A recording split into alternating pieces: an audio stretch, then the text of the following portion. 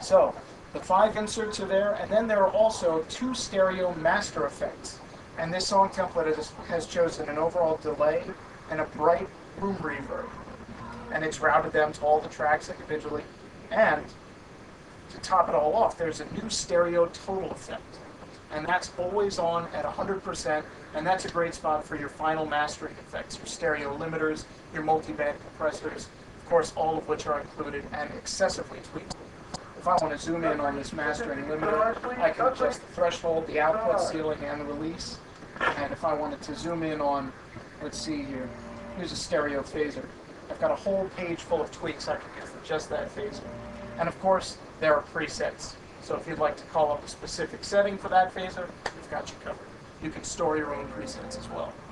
So it goes as deep as you need to. And the further you get into your music, and the further you take your own production, the M3 is ready to let you peek under the hood and take it to the next level. So that's a wonderful thing. Of course, you can start from scratch with the sequence. That's the one thing we haven't done. Is just, all the tracks are set to piano. All the mixer settings are exactly the same, blank canvas. But, with so many great songwriting tools, the sequencer is ready for whatever kind of situation you want. Just going to play you a quick little thing that I came up with, if I can find it. I usually start my things with this, but not tonight.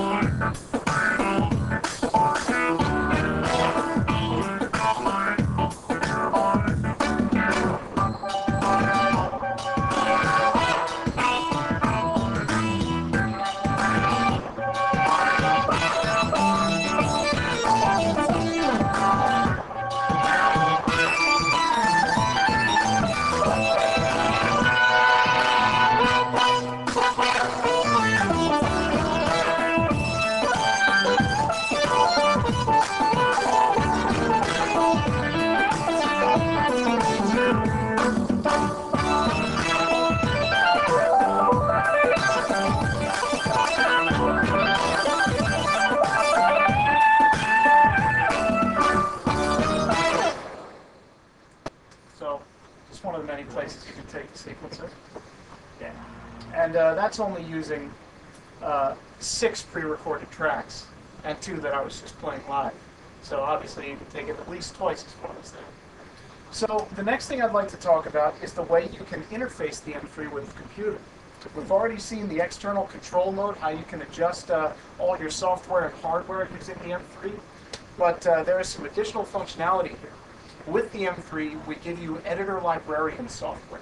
It's a piece of software that runs on Mac and PC, and you load it up in standalone mode, connected with USB, and you can edit everything in the M3 with point-and-click interface. The beautiful thing about this software is that it runs as a VST, RTAS, and Audio Units plugin. So, Pro Tools, Logic, Cubase, Digital Performer, Sonar, did I miss any? Anything. Any sequencer you've got, the M3 will play nice with it. You load up that Editor Librarian as a plugin, and instantly you've got access to 16 sounds of professional, powerful synthesis from the M3. Now, take it even further with the FireWire expansion. There's an optional FireWire board that you pop into the back, and in addition to 16 channels of MIDI, you also get 6 channels of streaming audio direct to your computer. So, with that in mind, it functions exactly as a software synthesizer would, just with the additional benefit of not taking up any processing power on your computer. Anybody use a lot of software synthesizers? What's a good one for strings? Halion. Halion? Yeah, Halion's a good one for lots of things. Think like, I'm thinking like Miroslav or Vienna. Oh, that's taking it. That's another level. That's the big time, right? How many gigabytes do you get in one of those type of libraries? Like 12 gigs, yeah. maybe. Yeah, and above. Gigabytes of samples. The M3 has 256 megabytes, not gigabytes, megabytes of samples. Now, let's go back to the string category for a minute. Remember that one string sound I played that I absolutely love? Think about all the different gestures I'm using. Legato, staccato, aftertouch to increase the volume, and switching to pizzicato, and adding tremolo. All those things are accomplished with synthesizer tricks. To get that kind of flexibility in a software set, you need a huge library like that with all those different samples. So that's just one sound, but that was technically two sounds out of an entire category's worth of stuff. So you've got 16 different categories of sounds in the M3. So you think about some of the best sounds that you can possibly get, and you think about how tweakable they are, and how much it feels like an instrument to play a soft synth. And when you're playing with strings, you quickly add reverb.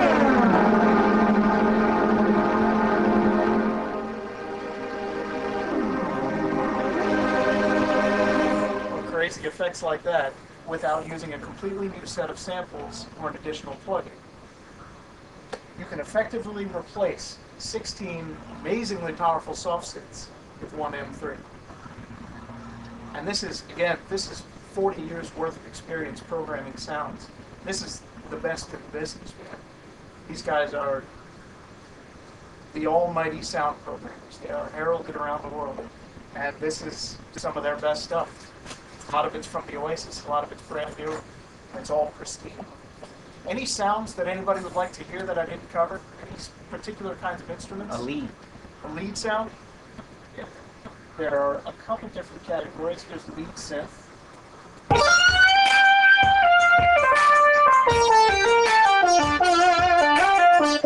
So this is just one example, and it automatically brought up the drum track. So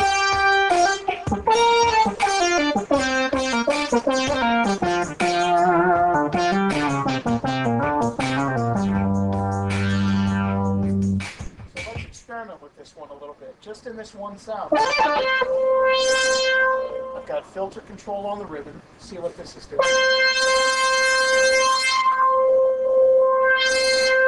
Chorus and filter cutoff resonance. On the slider, attack.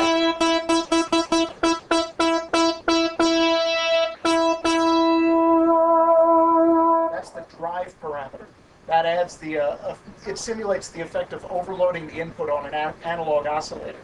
That's taken right from the Oasis.